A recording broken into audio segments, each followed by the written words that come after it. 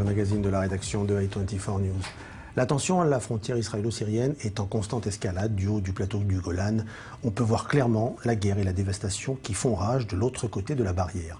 Là-bas, le front al-Nusra, la branche locale d'Al-Qaïda, prend peu à peu le contrôle de la région.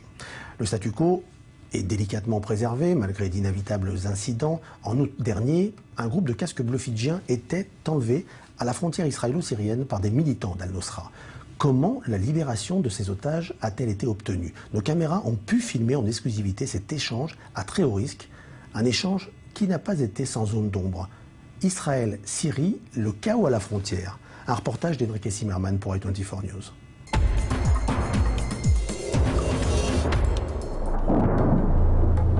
Les images que vous allez voir sont rares.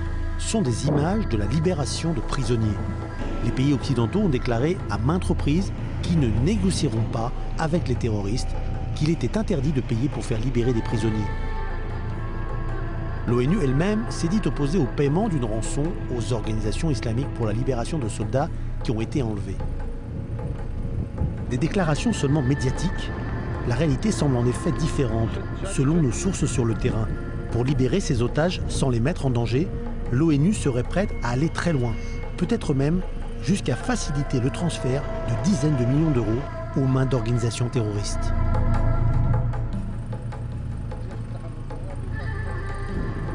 Fin août, 45 casques bleus fidjiens étaient kidnappés par le front al-Nusra, la branche syrienne d'Al-Qaïda, qui a pris le contrôle de plusieurs parties de la frontière israélo-syrienne. Et vous étiez présent? J'y étais également. La plupart d'entre eux viennent d'Irak, de différents endroits de Syrie ou du Liban.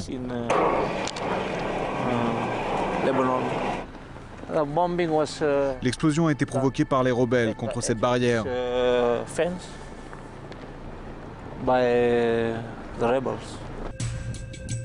Alors que les prisonniers sont entre les mains des membres de l'organisation terroriste, notre source de l'ONU à la frontière proche de Quneitra nous raconte que des discussions sont en cours pour négocier leur libération.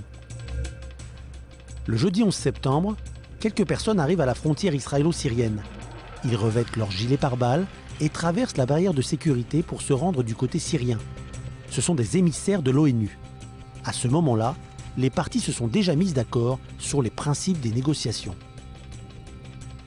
D'après notre source syrienne, ce n'est pas l'ONU ni les Fidji, mais bien l'État du Qatar qui transférera les 20 millions de dollars au front al-Nusra. Les représentants de l'ONU attendent avec impatience le retour des ravisseurs. Plusieurs pick-up pointent à l'horizon. Ils transportent des chefs d'Al-Qaïda, tous de noir vêtus. Comme nos caméras le montrent, tout cela se passe à quelques mètres seulement de la frontière israélienne. Les soldats de Tsahal surveillent la scène de près, armes pointées vers le lieu de l'action, au cas où les choses dégénéreraient. Ensuite, comme dans un film, l'un des kidnappeurs sort son ordinateur et le pose sur le véhicule. D'après notre source, au sein de la télévision syrienne, Ahmad Awidat, l'homme vérifie si le virement est bien effectué et si les 20 millions de dollars ont bien atterri sur le compte en banque du front al-Nusra. Près de 2 heures passent. La somme n'est toujours pas déposée. Un représentant de l'ONU, en gilet pare-balles, son téléphone à la main, s'agite de toutes parts. Et soudain, la confirmation arrive.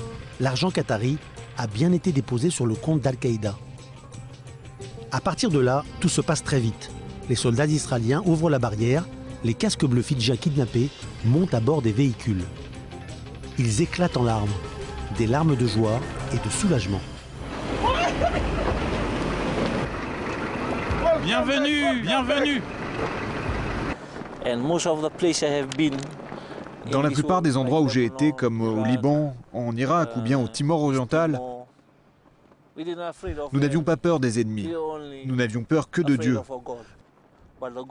Dieu nous guide et nous aide dans toutes les circonstances que nous affrontons. D'après le quotidien Haaretz, au moment de la libération des casques bleus, un porte-parole de l'ONU niait avoir reçu une demande de rançon de la part du groupe terroriste et déclarait qu'aucune somme n'avait été payée. Selon Reuters, le Qatar, un pays que les États-Unis considèrent comme particulièrement influent face aux militants islamistes, avait avoué que les Fidji avait officiellement fait appel à lui pour l'aider à libérer les otages. Nous poursuivons notre route le long de la barrière, non loin du lieu de la transaction. La frontière de Quneitra est située au sud du Khamdié. Pendant des années, on pouvait voir le drapeau israélien d'un côté et le drapeau syrien de l'autre. L'ONU était stationnée à mi-chemin. Elle avait pour tâche de faciliter le passage des mariées syriennes désirant épouser des compatriotes druzes du plateau du Golan. Ou bien le passage d'étudiants se rendant à l'université de Damas, et même le passage de pommes et de cerises exportées vers la Syrie. Le poste de l'ONU, à l'époque occupé sans interruption, est désormais abandonné. On peut y monter et regarder la guerre en Syrie de l'autre côté de la barrière, à quelques mètres à peine. Tout d'un coup, nous apercevons de l'autre côté de la barrière des soldats rebelles, membres de l'armée syrienne libre. À leur côté, d'autres qui appartiennent au front Al-Nosra, l'Al-Qaïda syrien. Ce drapeau qui flotte est celui des brigades de Salah ad-Din. À notre grande surprise, ces hommes acceptent de nous parler. Dites-moi, comment sera la Syrie si vous gagnez la guerre? L'armée syrienne libre veut renverser Assad et établir un État pacifique. Quand nous fonderons le nouvel État syrien, il y aura la paix. Que pensez-vous de l'État islamique? Ne filmez pas nos visages. Si l'État islamique nous reconnaît, il nous tue. Abu Omar Agouta et Abu Firaz, âgés respectivement de 27 et 34 ans, ont déserté l'unité de renseignement de Bachar al-Assad. Ils savent que s'ils sont pris, ils seront exécutés, comme beaucoup de leurs camarades. Et que dites-vous au Houkouma israélien, au gouvernement israélien? Nous voulons la paix avec nos voisins israéliens et le reste du monde. Nous demandons à Israël une défense aérienne et une aide humanitaire. La plupart des experts s'accordent à dire qu'il n'y a pas de réelle menace d'infiltration de l'État islamique vers Israël. Mais la vraie menace, c'est l'infiltration de l'idéologie. Malgré cela, avant de quitter la frontière nord, nous voyons ce drapeau flotter au-dessus d'un poste à 2 km de kibbutz d'Aloné à Bashan en Israël. Il s'agit d'un campement de commandants islamistes.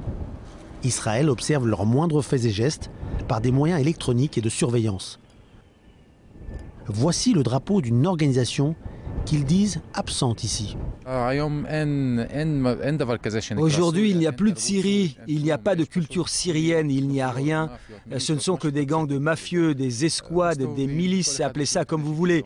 Ils se promènent avec leurs propres armes de différentes productions, qu'elles soient russes, occidentales ou israéliennes. Ils se les sont sûrement procurées illégalement et ils s'en servent pour s'entretuer. Du côté syrien de la frontière, des dizaines de bombardements se font entendre toutes les heures. Les soldats d'Assad contrôlent les immeubles du New Quneitra. Depuis les airs et le sol, ils attaquent les rebelles qui contrôlent la région de Khamedeh et de Quneitra. Ce qu'ils veulent, nous tuer, moi, vous, tout le monde. Soit vous vous convertissez à l'islam et vous vous battez à leur côté, vous récitez votre profession de foi et fantasmez sur les vierges, soit ils vous tuent. Que vous soyez juif, israélien, ils n'en ont rien à faire. Du conflit politique, du monde, de l'ONU, rien, rien.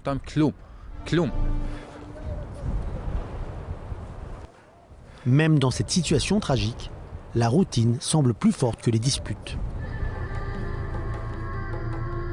Vous pouvez me passer un câble électrique, c'est pour le mariage d'Abou Muhammad. Vous vous mariez aujourd'hui?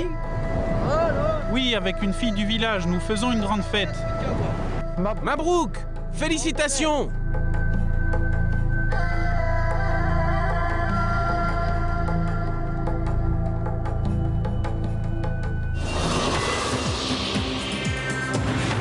Bonsoir Enrique Zimmerman. Bonsoir Stéphane. Vous avez réalisé ce reportage pour i24 News avec des images rares d'un échange entre les groupes djihadistes et les équipes de l'ONU qui se passe sous vos caméras.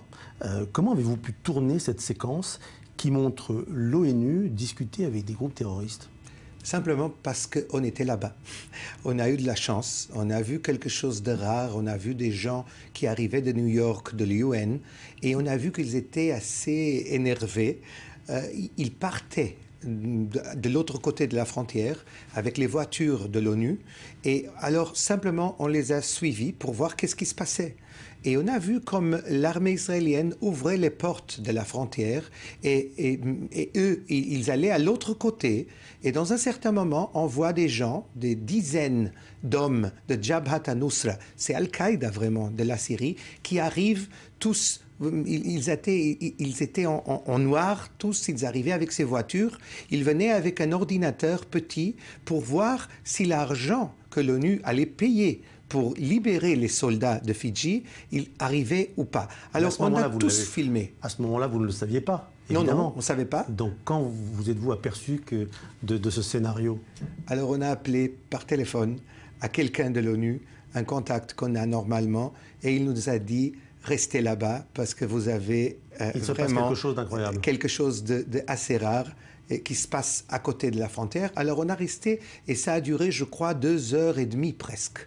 Et après 2 heures, on a vu des soldats israéliens qui regardaient aussi pour voir qu'est-ce qui se passe avec les armes. Vraiment, ils étaient préparés pour s'il y avait une bombe, si quelque chose se passait là-bas.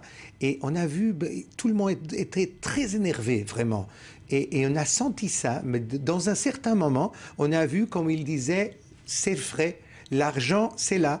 C'est dans la banque de Al-Qaïda, vraiment. Alors, dans ce moment-là, ils ont dit « OK », ils sont partis et on a ouvert les portes et les soldats de Fidji ont commencé à chanter et ils partaient à sa base. Et on a compris, dans ce moment-là, qu'on a vécu un moment assez spécial. Donc, a posteriori, vous avez recoupé vos sources et vous avez pu décrire ce qui s'était passé à ce moment-là et cette fameuse transaction, et d'ailleurs également le montant de cette transaction. Exactement. De 20 millions de dollars. On l'a su, ça a été publié dans tout le monde, mais personne n'avait les images qui prouvaient ça. Il faut comprendre que l'ONU et aussi les pays d'Occident disent toujours qu'ils ne parlent pas avec les terroristes, etc. Mais dans ce cas-là, on a compris et on a vu avec nos yeux que l'ONU a décidé de payer à Al-Qaïda pour libérer ses soldats. Évidemment, je ne vais pas vous demander de révéler vos sources, mais elles viennent de tous bords. C'est vrai, ce sont des sources qui sont de l'ONU, et aussi il y a des sources syriennes qui l'ont confirmé. Comment ça se passe aujourd'hui, actuellement, à cette frontière? C'est la guerre, Stéphane. C'est la guerre, c'est très facile. On peut arriver à connaître, et c'est comme un cinéma. Tu regardes et tu vois la guerre de l'autre côté. Tu vois des avions syriens, des Sukhoi russes qui attaquent les gens des groupes de l'opposition, de Jabhat al-Nusra, d'Al-Qaïda et de l'armée syrienne libre qui sont là aussi. Et on voit tout ça, ça se passe vraiment devant nous. On le voit, on peut le filmer. Et c'est assez dramatique ce qui se passe là-bas. Et ce qui se passe maintenant, exactement, dans les derniers jours, c'est que Jabhat al-Nusra est en train de gagner. Et vraiment, il contrôle une partie de la frontière. On a vu des combats à côté d'un petit village syrien qui s'appelle Hamidiyeh, et on l'a vu de l'autre côté, comme il y avait des soldats d'Assad qui étaient à Quneitra dans des buildings qu'il avait là-bas, et il y avait des gens de Jabhat al-Nusra de l'autre côté. Il y avait vraiment des combats entre eux pour des jours, mais maintenant je crois qu'ils ont presque gagné. Jabhat al-Nusra, il contrôle toute cette région, et c'est pour ça que dans les derniers jours, il y a quelque chose de très très cruel, très dramatique qui s'est passé. Ils ont rentré dans les villages druzes. Il y a une minorité druze qui est vraiment, je crois qu'il y a un rapport avec Assad, avec le gouvernement légal de la Syrie, et qui ont été vraiment, il y a eu un pogrom, vraiment. Ils ont tué 40 personnes et ils ont kidnappé 18 druzes des villages du sud de la Syrie. Enrique, on vous voit parler avec des djihadistes dans le film qui semblent, comme vous le dites, affiliés à Al-Qaïda. Pourquoi ont-ils accepté de parler avec vous? Il faudrait demander aux gens qui ont parlé avec moi. La vérité, c'est que moi, j'ai vu qu'il y avait une tour de l'ONU qui était vide. Alors j'ai parti là-bas, je suis monté et j'ai vu des gens syriens de l'autre côté avec le drapeau vert des islamistes, et j'ai commencé à crier et dire bonjour, bonjour, et ils m'ont parlé. Comment? Ils savaient que je venais d'Israël, ils ont compris exactement, mais ils ont commencé à parler et on a eu un dialogue de 40 minutes où on a parlé de tout. On a parlé de ce qu'ils pensent du futur de la Syrie, ce qu'ils pensent de la guerre. Ils m'ont raconté qu'ils gagnent $50 par mois. C'est son salaire, qu'ils n'ont pas beaucoup d'argent, que cet argent va à ses familles, que c'est terrible ce qui se passe en Syrie. Il y a les gens de l'armée syrienne libre qui m'ont dit qu'ils voudraient avoir une démocratie en Syrie, qu'ils voudraient avoir la paix avec Israël. Il y a des islamistes qui ont dit qu'eux, ils voulaient avoir un régime islamique en Syrie. Et en même temps, ils m'ont parlé aussi du futur avec Israël. Ils disaient, nous, on n'a rien contre Israël. Israël, elle est là. Nous, on a une guerre en Syrie. Et c'est là qu'on veut gagner, qu'on veut vraiment finir avec cette guerre. Vous avez été convaincu? Je sais qu'il y a une guerre terrible en Syrie. Je crois que la Syrie, Stéphane, et c'est ce que c'est vraiment dramatique, est presque morte. Dans ce moment-là, le gouvernement de la Syrie de Bachar el-Assad contrôle 30% du territoire de la Syrie. Les groupes islamiques et même l'État islamique contrôlent entre 30 et 40% du territoire. Alors je crois que ça va prendre beaucoup de temps. Il y a 9 millions de réfugiés dans ce moment en Syrie. La guerre va continuer. Merci Enrique Zimmermann. Merci Stéphane. Je vous retrouve la semaine prochaine pour un nouveau numéro de reportage, le magazine de la rédaction de I24 News. Au revoir.